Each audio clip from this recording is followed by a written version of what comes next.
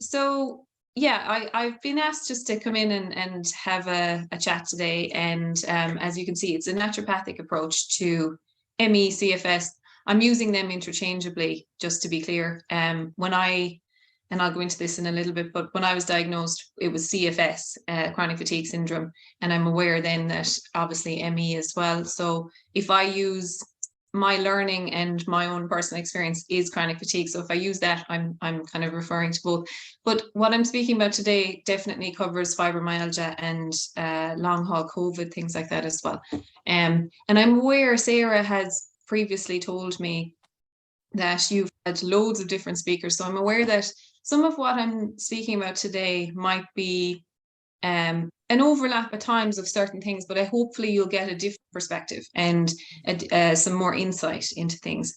So the naturopathic approach to ME/CFS is kind of where we're going. It's a very broad topic, as I'm sure you know, and I'm going to kind of summarize some things today and hopefully give you some tips and things that you can do for yourself that will help you on your journey, and just give you maybe some more insight. So having said that, this is just kind of a layout about what we're going to look at today. I think you can see that slide. So it's just a few points. I'll just speak briefly about myself, not because I love talking about myself, but because my history is quite relevant to the topic at hand. And just to give a broader overview of what is naturopathy and naturopathic medicine, there might be some people that know and some that maybe are wondering what exactly is that. And then how do naturopaths view ME and CFS and these conditions and what causes them, and then how can naturopathy help? And then definitely time for questions. If anyone wants to ask anything about what we're speaking about today, or generally, I'll do my best to cover that as well. And yeah, so we'll go through that way. But I would say probably best to just, I'll do the talk. I think that's the layout you guys normally have anyway. Do the talk and then we'll do some questions at the end. And if there's something that you're afraid that you might forget, you can certainly put it into the chat as well. And we can go from there at the end. So just a little bit about me, just to give you the context of where I'm coming from. So I did do a Bachelor of Health Science in naturopathy in Australia, and a naturopath in Australia might be a bit different to here, I'm learning, because the type of, I think as far as I'm aware in Ireland, there's not a degree in naturopathy, and it's more naturopathic nutrition, which is beautiful as well. There's no, I'm not saying one is better than the other. I'm just saying there's a bit of a difference. And we would study a lot of anatomy, physiology, biochemistry, a lot of the science, and pathology, and the study of illness and the study of dysfunction in the body, and then health. But that's combined with nutrition and herbal medicine and homeopathy. And we do study pharmaceuticals, but we don't prescribe them. So we study them so that we know how to deal with them when somebody's taking them and what effects and things like that might be. But the prescriptions from a naturopath will be natural medicine, and there's naturopath, so natural medicine approaches. And then my background as well is in yoga and meditation teaching, and I did do the energy work as well, and I do continue with that as well. So the Reiki and the pranic healing. Naturopaths looking at the whole systems of the body, so the physical, the mental, the emotional, and the spiritual. And that being because we can't divide ourselves. You need, especially with illness, we need to address all the different aspects of what's going on in our systems, and naturopaths value that and look at all the different parts. And the reason I'm telling you, I suppose, about that, it's important just to know where I'm coming from. The reason I'm telling you maybe a little bit of a summary about me is because in 2008, I was diagnosed with chronic fatigue syndrome and fibromyalgia.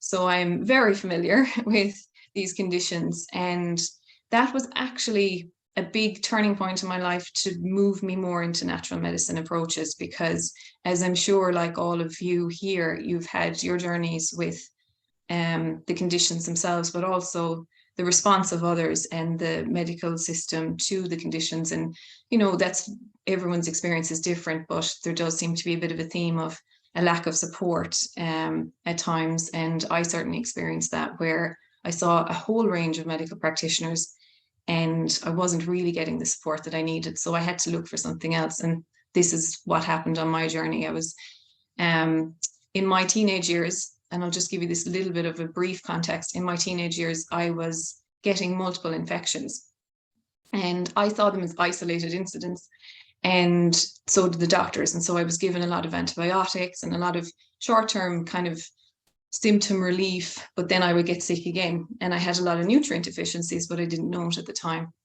And so with that, that kind of set the scene.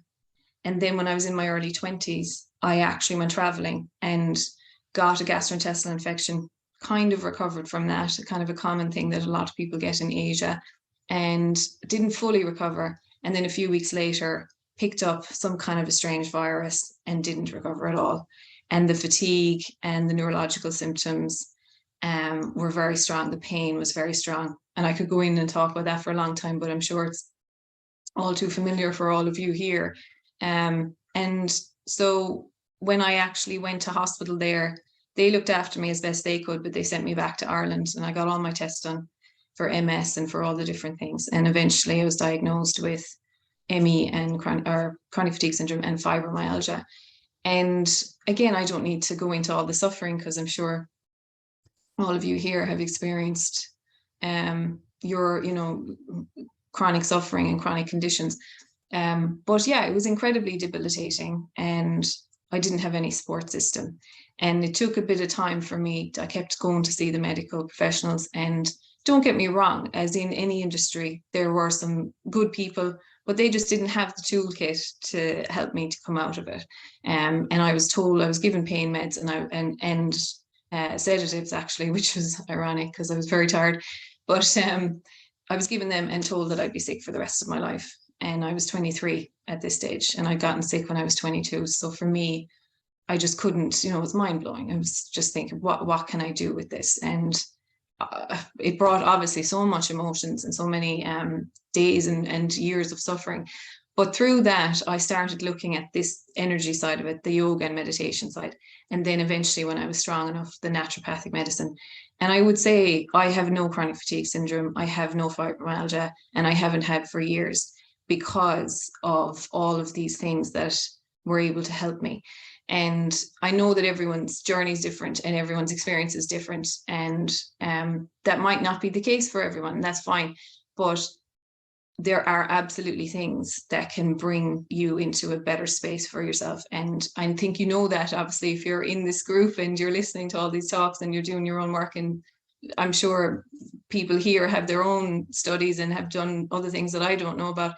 But I suppose just what I'm saying is that wherever you are, there is definite improvements that can be made. And I was bedbound, for years. I was very sick. This wasn't because we know that there's degrees as well with chronic fatigue syndrome. And it, as we all know as well, it changes within the same person. It changes. Sometimes we have better times and sometimes it's more severe. But I was very severely affected over a 10-year period. And I did come out of it. And there's a lot that you can do that can help to change. And some of it's hard work mentally and some of it's hard work physically, but there's a lot that you can do with it. And naturopathy was a big thing that really helped me. So having said that, just to give you, and again, I could speak for days about all of these things, so I'm going to try and keep it into our time frame and get to the things that can help you. But naturopathy is, as it says here, it's holistic. So it's thinking about all the different parts of somebody together as a whole. It's multimodality. So there are nutrition, herbal medicine, homeopathy, flower essences, counseling. I studied some counseling and psychology as well, obviously within that. And the emotional work as well. So it combines the traditional healing wisdom with up-to-date scientific evidence. And it is very scientific, but it doesn't rely only on what you can absolutely test and see. It obviously draws in from the ancient practices as well. So in my opinion, and I'm obviously biased, it has a beautiful blend of the both, because it obviously, it doesn't need absolute evidence, because there's hundreds and thousands of years of herbal wisdom that we're drawing on. But it does everything that's science-based that's coming up at the moment. It really takes that into account, and it's always very careful as much as it can be to make sure that we're supporting the person and certainly not detracting from their health. So it does aim to support and enhance the body's own ability. And that's a key practice within naturopathic medicine, is that the body itself can heal itself under the right conditions, but it just needs support. And so that's what a naturopath aims to do, is not to go in with a very strong kind of forceful intervention, but to go in with the smallest first and then see what support that body needs, and then to go through those stages and take effect at the level that that person needs. So it's very individualized. Each person, as we know, with chronic fatigue syndrome, Emmy, and fibromyalgia, long haul COVID, even though we might all have the same, you might all have the same diagnosis, you might have the same words, but your experience, and there's obviously characteristic symptoms, but your experience can be so different. And I know you know that already. So I'm speaking to the people that know about this, but you know, your symptoms in one area might be so much stronger than the next person beside you that has the same name and the same title, same diagnosis. So naturopathy is really about going in and looking at a specific person and their system. What have they been exposed to? What have they experienced? And helping them with the tools that we have based on where they are, not just based on this label that doesn't really match who that person is. So it's all about prevention. And that's really interesting, because you might have a condition already and think, well, I already have it, so what's prevention going to do? But prevention is about it not developing into a further going down that line of what you already have, but also preventing other conditions. Because as we know, when you're chronically stressed and tired, you're more susceptible potentially to other things. But preventative medicine, obviously, for what I would love is if we could get into people when they're really, you know, get into the children's age group and help to educate them on how to prevent any chronic conditions coming up as much as we can. So that's where that focuses. And it treats the whole person, like I said, physical, mental, emotional, spiritual. We want to take into account all aspects of ourselves, and to treat the cause where possible as well. Because look, obviously it's not guaranteed that we'll always be able to find a cause, but treating symptoms, as we know, is fine to, you know, I'm not judging that. That's fine to get some relief. But if we treat symptoms all day, we're not going to actually get to the source of why somebody has the symptoms, what's going on, where's the imbalance. And that's a key focus as well. So the root cause is important. And that's just, again, a list of what a naturopath looks at. So dietary and lifestyle counseling, nutritional medicine, herbal medicine, flower essences, homeopathy. Iridology, for anyone who's not familiar, is the study of the eyes. Really interesting. It studies, it's not a diagnostic tool, it's not something to diagnose by, but it looks at the eye in a very close-up image, and it can give indications of what somebody might be predisposed to, what their genetics might you know, line up with. Let's say if your mother or your grandmother, let's say, had a lung condition, sometimes that will show up in your eye, even if you don't presently have a lung condition. It's very interesting. So certain parts of the eye and the areas around the eye will give you markers or indications about what type of person's constitution, what type of constitution they have, what they might be more likely to have a hormonal imbalance, or if they're more likely to have you know, maybe arthritic conditions and things like that. So it doesn't mean you actually have them. It just means that you can, again, go in on the level of prevention. But if you do have them, it will show up on the eye as well. And it's a very interesting assessment tool, but not a diagnostic tool. But to give you some of the possible causes and contributing factors, again, you might know some of this, but to give it in a kind of a very broad way and holistic way. And there might be things here that you haven't thought about. For ME, and fibromyalgia, infections are a big one. So viral infections, as we know, we've all become experts on viral infections in the last few years, unfortunately. But viral infections, this is not limited to these, but Epstein-Barr virus can be a big one that can come in and affect somebody's system and lead to long-term chronic issues. Now, it's been a few years actually since I read this article a few years ago, but so I can't be quoted on this, but I think the figure was 80%, over 80% of the whole population of the world has Epstein-Barr virus. So it's not like something that we need to worry too much about getting, or the fear of the virus itself, as much as Epstein-Barr virus is like an opportunistic virus. So when we have an immune deficiency or when we have imbalances in our system, you might have had the virus already, or you might be more open to getting it at that point. But even if you've had the virus already, it can actually reactivate. It takes that opportunity when your system is weakened, and then it can cause all number of problems. And if that is something that is affecting your system and you haven't looked at it and maybe worked with that level, then that can actually be undermining a lot of the other things you're trying to do to improve your health and get better. So that's a big one. Human herpes virus, again, we're all kind of familiar with the cold sore viruses, but they're quite insidious. Like the way that they can affect our systems, it's not just the obvious presentation of symptoms of cold sores, let's say with herpes virus, but they can go in and they can affect the nervous systems. They can, Epstein-Barr virus can infect a lot of the different parts of its systems of our body and come up with quite peculiar symptoms at times, but certainly fatigue. And then other infections, non-viral Lyme disease, some people here might know a lot about that, unfortunately, if you're dealing with it. Mycoplasma, bacterial parasites can really have an undermining effect on our systems without us realizing it as well. And all of that will lead to an increased production of cytokines, which are basically like inflammatory markers in the body, where your body can become constantly low-grade systemically inflamed, and you don't know why. And you're getting all of this fatigue and you don't understand why, because this immune system imbalance is happening and the viruses or these infections are laying dormant in the system until they have an opportunity to take hold. And they'll, chronically do that. So you might feel better for a while and the virus will kind of dampen down a little bit. And then if it has another opportunity when you're feeling weakened again, it can come back up. So they're important to look at and deal with.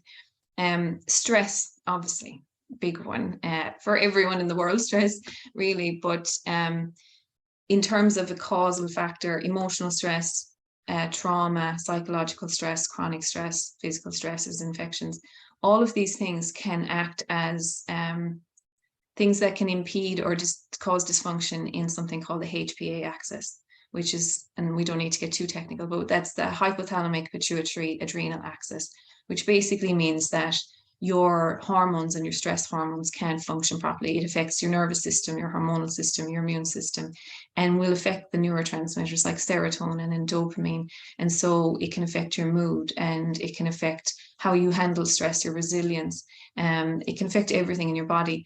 But stress, obviously, can be a contributing factor, it can be a perpetuating factor, it can be chronically there throughout sickness as well. Illness itself obviously causes stress, or it can be a causative factor. And there can be one big thing that we think of, oh, that was a big stressor in my life. A separation or a loss or a trauma or an abuse.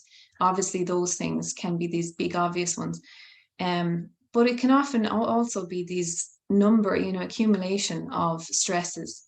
And again, you're probably familiar with thinking that way, but it's interesting how the stresses can just add up and our systems can just get weakened over time and then just not be able to be recovered. And the stress, as we said, can be a physical stressor. So you could have 6 or 7 big stresses that happen, and then you've managed to get through it. And then the Epstein-Barr virus infection comes in and your system just goes, and it can't, because it's this accumulation over time. So obviously they're big, both causes and contributing factors. Something that I feel like there's not a lot of attention drawn to yet, but it's incredibly important, is sick building syndrome, mold. It's a big issue in Ireland, obviously, the damp weather.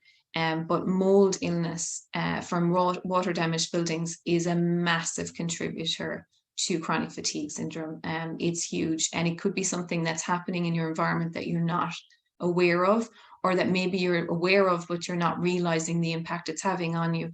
And mold can affect people, within the same mold in the same environment, can affect people very differently. Some people are more genetically susceptible to being very, very sick with mold, and some are not. But even the ones that are not as obviously sick as quickly, it's affecting them regardless.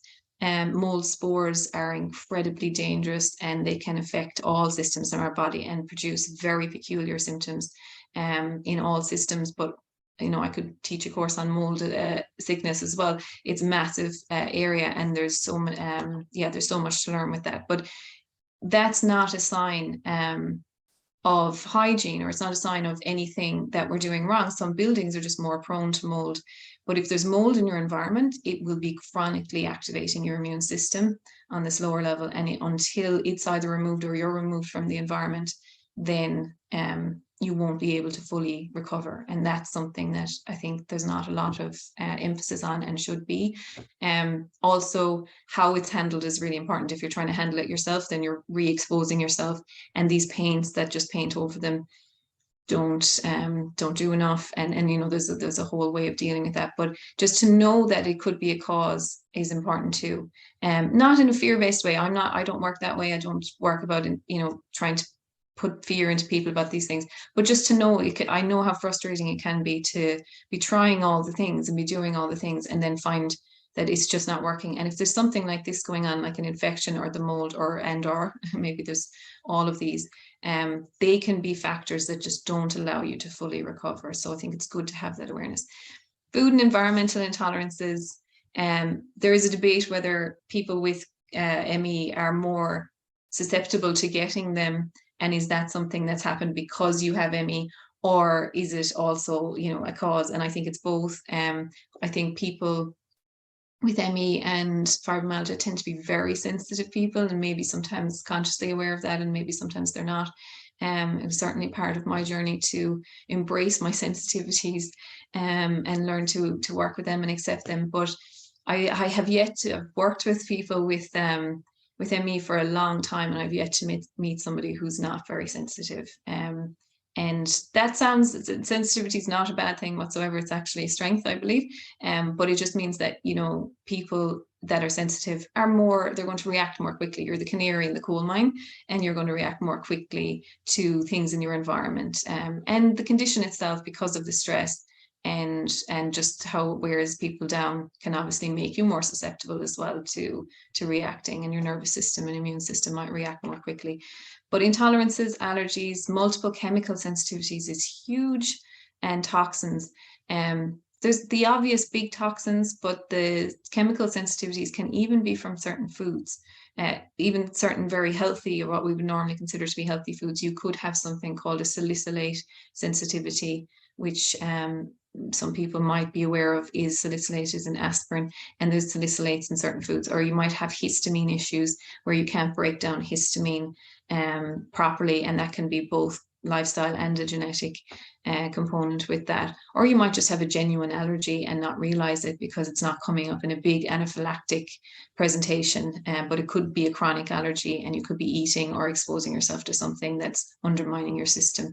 And then other issues, thyroid disorders, big one obviously for fatigue, blood glucose imbalances, nutritional deficiencies is obviously a big one, sleep issues, and celiac disease is something that sometimes goes undiagnosed. I can't understand, you know, in Ireland it's obviously very prevalent, and a lot of doctors are across it, but sometimes it's missed, and sometimes it can be the cause.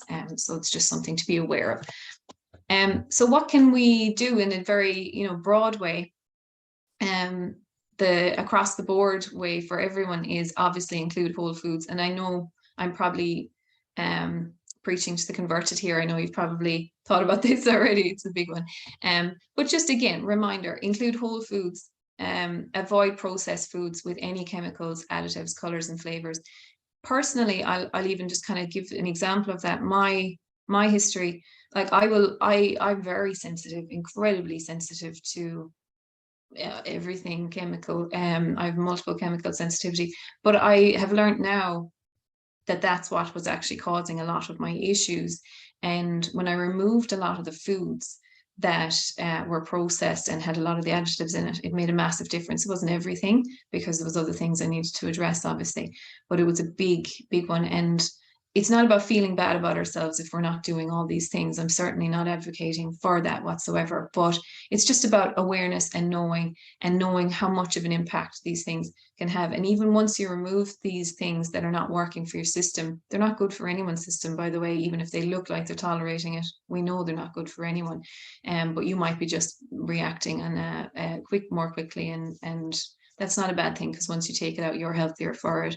But I also know that we need to take step by step and take your time and be kind to yourself as you're doing it. And there's no need for us to beat ourselves up if we're finding some parts of this difficult, and we'll get there if we're aiming for it and we just keep reminding ourselves.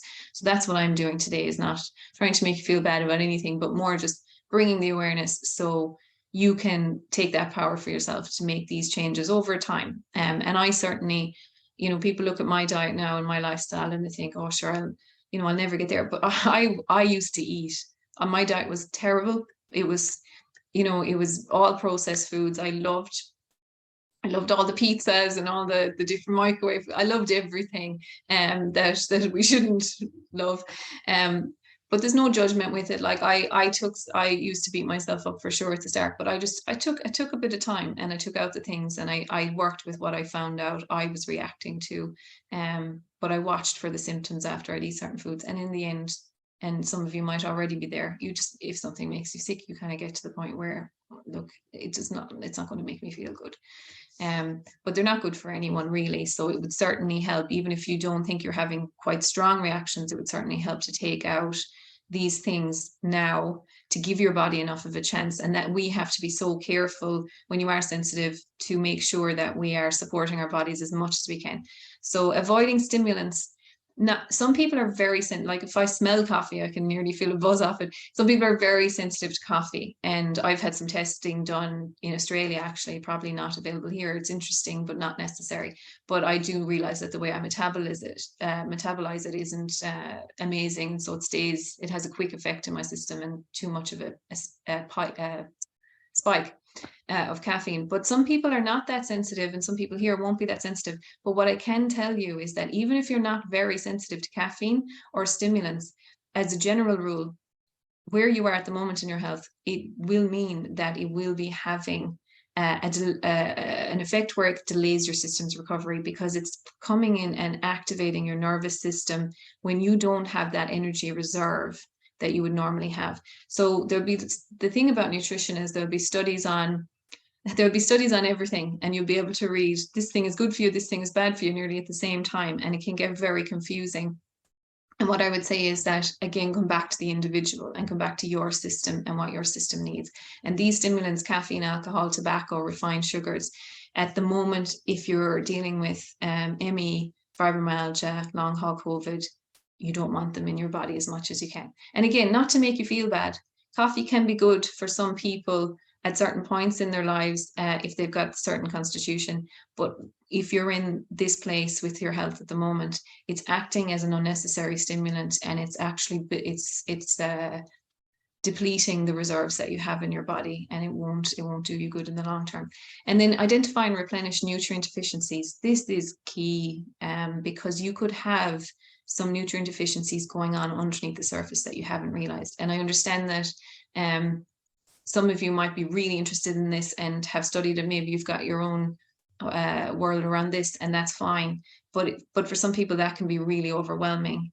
But if you need help, like someone like me, or someone else that you know of that's a holistic nutritionist, they can help you with that, and that's what they're trained for. We're trained to do that. But even just looking, with clients that I see, I'll ask for somebody's diet diary, and even just broadly looking at, no judgment whatsoever, but just looking at what they're eating, I can tell pretty quickly they might be deficient in B vitamins, or they're not getting enough fats in their diet, they're not getting enough magnesium, they're deficient in zinc. You can really tell pretty quickly what's going on. And certain nutrients, they're building blocks for so many different biochemical processes in the body that your body won't be able to function at the level that it needs to if it doesn't have those building blocks of those nutrients. And it will have wide-reaching effects in your body if you're deficient, and it can go unnoticed. And certainly, again, I respect doctors that like their jobs and that are good at what they do, but they're not trained in nutrition unless they've gone and separately trained.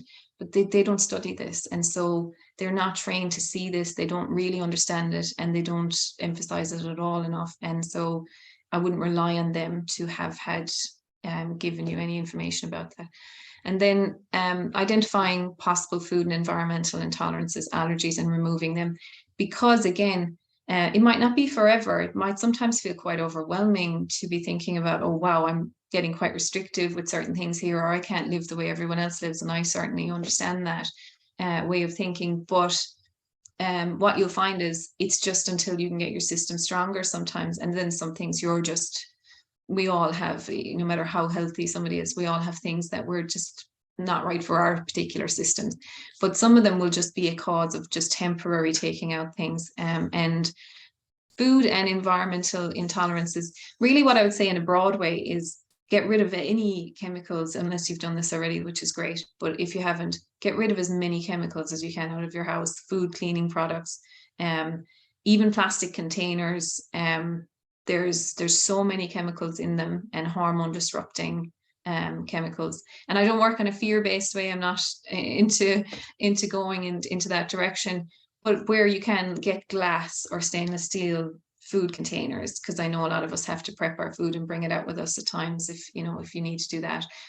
That's a really handy one. And then go for as clean, and maybe you don't know everything about this and that's fine, but just go for the cleaner cleaning products, the more green cleaning products that you can, because those things can be just, again, accumulating, and your body can't eliminate toxins as well as it maybe would in a healthier state at this time. And so it's just kind of chronically undermining your body system to be able to get back. So all those things add up back to the health.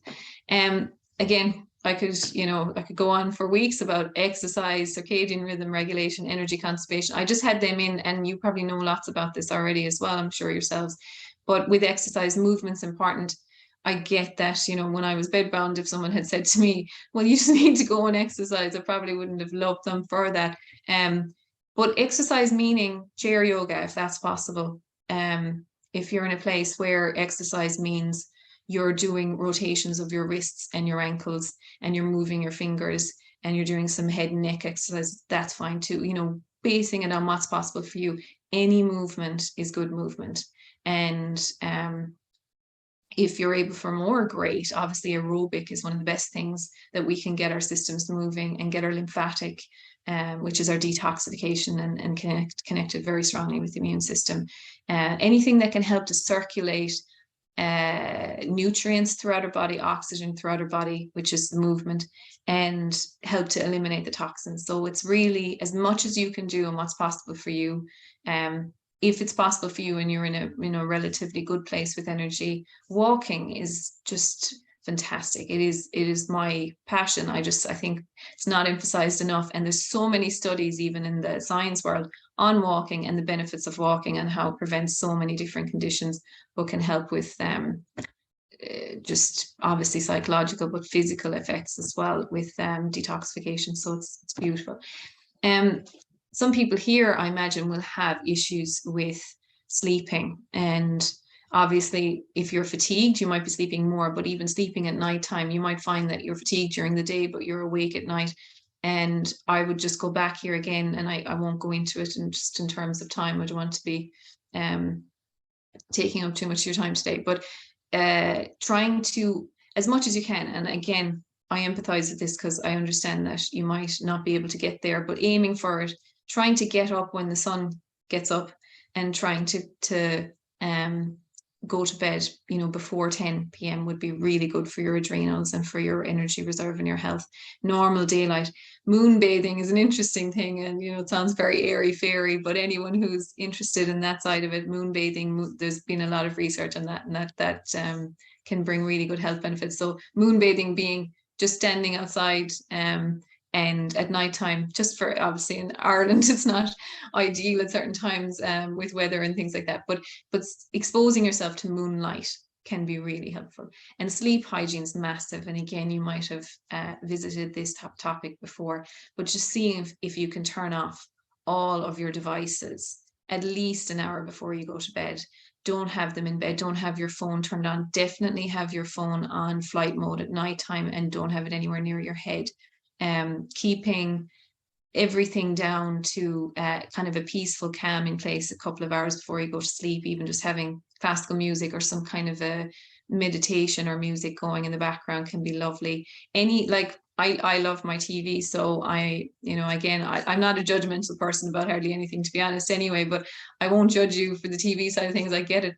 But if you're watching a movie that's action-packed and stuff, watch that earlier in the day. Don't watch it at nighttime. It'll stimulate your, physiologically, it'll stimulate your nervous system. Everything will be kind of going, and then you won't be able to sleep. So just watching calming things if you're watching TV, but just try and turn off all the devices. Get the blue light, which is the light that comes from the electronic devices, down at nighttime, because that will affect your hormones. It will affect your melatonin and your sleep-wake cycle. So just leave that there with that. And then energy conservation. I think Sarah speaks beautifully about this, pacing, rest, and boundaries. And I'm sure that, again, you visited this before, but it's just that reminder again to be really kind to ourselves and to pace ourselves, to rest when you need it, and to set really good boundaries with people, because yeah, people can be very draining, and that can be a big source of fatigue. But again, I could go on about that for weeks. But to get to the things that you know, are kind of the naturopathic side on the nutrients level, nutrients are building blocks. If we don't have the building blocks, our bodies can't do the jobs that it needs to do. And I've picked 3 just key nutrients. Some of them you might be aware of, some not so much, that's fine. But these are 3 broad ones that I could say, as I said on the bottom, I'm not writing a prescription. Everyone, you know, has to be individual about it. But these are ones that are commonly deficient and are incredibly helpful for the type of conditions that we're looking at. So magnesium is a massive one. It's obviously massive for fibromyalgia because it helps with muscle pain and fatigue, but it's really, magnesium is imperative for energy production. And so if you have chronic fatigue syndrome, magnesium is definitely your friend. It supports healthy sleep as well. If you, it doesn't have to be taken at nighttime for that, but it can be more beneficial for some people to take it around nighttime to help with sleep, and it balances sleep cycles. It's needed for neurotransmitters. If you're suffering from any anxiety, depression, magnesium is definitely your friend as well. And it's essential for digestion. It supports healthy bowel movement as well for anyone who's struggling. And I know women tend to get it, it's a generalization, but women tend to get it more than men, and certainly post-menopause. So if you're struggling with slow bowel movement, magnesium can be really good. Not all supplements are created equal. You might have found this out already, but there's different forms, chemical forms of supplements. And when you buy some things, sometimes, and I'm generalizing again, but when you buy some things in the supermarket, let's say, or some of the cheaper products, unfortunately, they're cheaper because the quality isn't as good and the body doesn't absorb that form as good.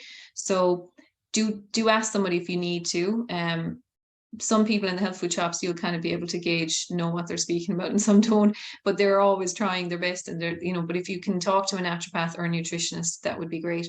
To ask what best form for you. If you have kind of a slower bowel function, magnesium citrate is fantastic. It's CITRATE, and it's very well absorbed.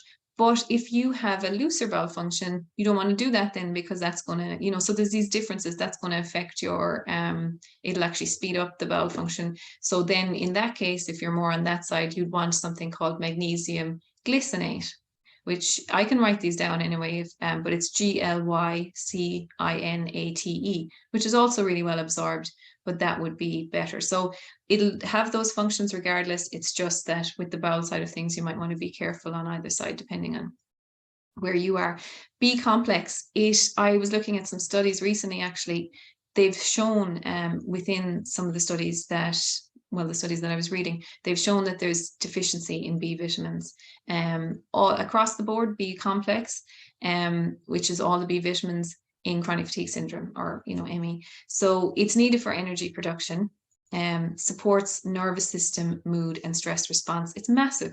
And folate in particular can be really important for people who have a chronically activated Epstein-Barr virus infection. And you might think, maybe I do, maybe I don't, I'm not sure. But if you have a chronic immune condition, regardless, it affects something called the B cell immunodeficiency. So that's a type of cell within the immune system that's responsible for helping us to respond well to infections. And so if you have any type of infection going on that may be kind of chronic and low level that you're not aware of, folate can be really helpful with that. Some people will know that as folic acid, but folic acid is actually the man-made synthetic form of that vitamin. So folate is found in dark leafy greens and whole grains, but you probably want to supplement separately in an activated form, and you can ask again a naturopath or a nutritionist how to get the best form for you. And B12 is necessary for, I think most people know about vitamin B12, but it's really good for energy production and neurological health. And that can affect any nerve type symptoms you're having. It can affect your energy levels. Interestingly, when we're exposed to mold, B12 is one of the first things that goes down, chronically exposed to mold, not just an acute exposure. So that can be happening underneath the surface without you realizing it, and the doctor might not be testing for it. So you could be quite low in B12 without knowing about it. And there's optimal levels from a naturopath perspective versus the doctor's critical levels. And we can talk about that another time maybe, but blood tests for doctors, they're looking at real critical things. Are you going to collapse? Are you going to die tomorrow? And naturopaths are looking at optimal health. So our levels and our kind of boundaries for what's good might be a bit different, are a bit different to doctors. And then zinc, it's a big one, massive one, and it's often overlooked. It's chronically and commonly deficient in most people. It's depleted in our soils because of the farming practices, and it's a really key one for energy. It's very commonly depleted in Celtic Irish people for some reason. The gene, I don't know, we don't know yet why, but it's commonly depleted there. Zinc will make you very sick. I'll just say that, it's not on the slide. If you take it on an empty stomach, as in sick, as in nauseous, it's not bad for you, but it's just you'll be very nauseous. So if you've ever tried taking zinc before and you can't take it because of nausea, that's probably why. So make sure you've got food in your stomach. But it's associated with inflammation, with immune issues.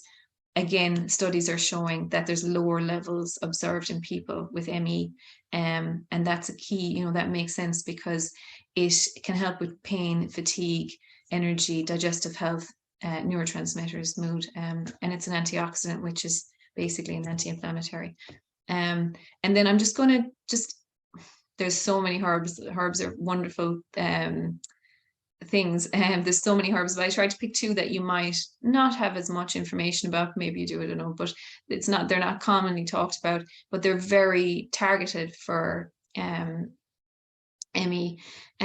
So Siberian ginseng, there's lots of different ginsengs out there. So you might have heard of ginseng, but this is a specific one. I wrote Eleutherococcus underneath it because herbs are named by their Latin name universally, but then in different countries they might have different common names. So it gets a bit confusing. So it's always best to check the Latin name is the one that's universal, and that's the correct herb. People just say ginseng, but there's Korean ginseng, there's American ginseng, there's Siberian ginseng. So you kind of know what you're getting. Eleutherococcus is the name of Siberian ginseng. It's a big, long name. It's but you'll recognize it on the supplement jar if you see it. So it is an adaptogenic, which means that it helps your body respond well to stress. It helps to build up a resilience to the stress response in your body, as in you handle it better. It can modulate the immune system, which means that if you're kind of immune deficient or you're immune imbalanced, it will bring it back into balance. And it can help with physical stress, fatigue, debility. So obviously this is why it's very indicated for ME and fibromyalgia. It may improve physical exercise and mental performance and concentration. And look, I can personally attest to that. I used it actually for quite some time. And I'll go on and off adaptogens even now when I'm feeling really good, because we're all exposed to stress in some shape and form, and we need to boost our systems at times. Thing about herbs is they take, pharmaceuticals go in and they act pretty much straight away. Herbs will take some time to build up in your body and to have the effect. So we do need to be a bit more patient with them. And Siberian ginseng shouldn't be taken long term, like maybe 8 to 12 weeks max, and then you go off it for a break and then you can take it again at another time. But it should have enough of an effect at that length of time. And then rhodiola, don't know if you've heard of that one. It's a beautiful herb as well. And you can get all of these in supplements in the health food shops, by the way. But it's an adaptogenic as well. It's a tonic, so it builds up the system, antioxidant. And it's really good for fatigue, for debility, any immune deficiencies. It helps balance the immune system as well. And that's why I thought it might be a good one to include here for you to know about. And it's really good for cognitive symptoms. That it can be really, and I understand how debilitating that can be in these conditions, because you might just have foggy brain. You might feel scattered and not like yourself, not that you can't think as quickly or you can't figure things out. And a lot of that does come from the digestive impacts, it affects the cognitive function, but rhodiola can help to balance that. And it can really help with all exhaustion, so mental, emotional, physical. So it's good like that. And again, I'm writing the note at the bottom. The reason I'm writing that is because with any medicine, no matter what we're taking, even if it's natural, even foods, not everything is for everyone, right? And then, you know, you want to practice what's right for your system. If you're taking pharmaceutical medicines, sometimes herbs, not as much nutrients, but herbs can interact with the pharmaceuticals. And that's, I guess, my job is to, you know, when I see people, is to make sure that they're taking the right things for them and not having any side effects from pharmaceuticals interacting with herbs and things like that. So, you know, there's a lot to be said about that. But if you're not taking anything, it is certainly worth a try. And if you are, you know, just asking somebody, but you can probably take them anyway, depending on the medicine that you're on. We could check that. And then flower essences. I think Sarah had said that you had people in speaking about flower essences before, and I'm a big proponent for flower essences. I love them and I use them a lot personally and with my patients. But I said, because you've had people in before, I just list, and I'm happy to share this stuff with anyone that wants it afterwards as well, the list. But I said I'd include the Australian bush flower essences because they're quite different to the Bach ones. And you might not be as familiar with them here, but you can still get them here. I have them in stock here that I can make up for people, but I've seen them in shops as well, certain specific good health food shops. But Banksia robur, chronic fatigue, I'll just list them quickly because I'm aware of the time. Macrocarpa is a brilliant one for somebody who's just exhausted by, you know, the arduous journey. It's just, being sick, chronically sick, takes so much out of you, as you know. So that just helps you to come back into your own balance and have kind of tap into your emotional reserve. Old man Banksia, I'm smiling because it's for people who push through. And I think people with ME tend to be that person. They're steady and they push through, and they don't, you know, they don't give up, but that can actually work against us as well if we're kind of doing too much and trying to do too much and not really taking care of, you know, or listening to our own voice about when we need to rest and pacing ourselves. Crowia is beautiful, and as it says there, it helps with worry. Five Corners, I would wish to give this to everybody, no matter sickness or not, in a bottle, because it's so beautiful. It helps to clear self-sabotage patterns on the emotional level, but it's really good for self-esteem and self-worth and helping us to be kind and love ourselves. Fringed Violet, I didn't go into this much today, but I'm very aware of trauma.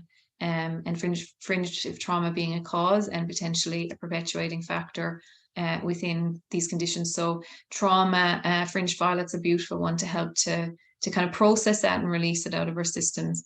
And Angel's Word, or Angel's Sword, depending on how you look at it, is about helping us to access our own intuition and helping us with our own boundaries and learning what's right for us. Flower essences do work on the physical level, but they're primarily focused on the emotional level. For anyone who's kind of skeptical or not sure about them, I always say to them, well, that's fine. Why don't you just try it then? If you don't, it's not going to do you any harm. And it's a vibrational remedy. So it's not going to interact with these are beautiful because they don't interact with any pharmaceuticals, any other medications.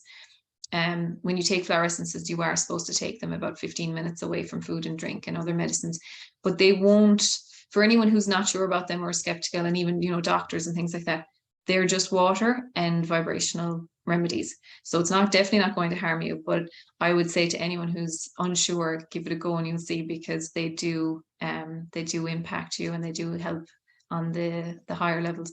But yeah, they seem to work more effectively for sensitive people more quickly.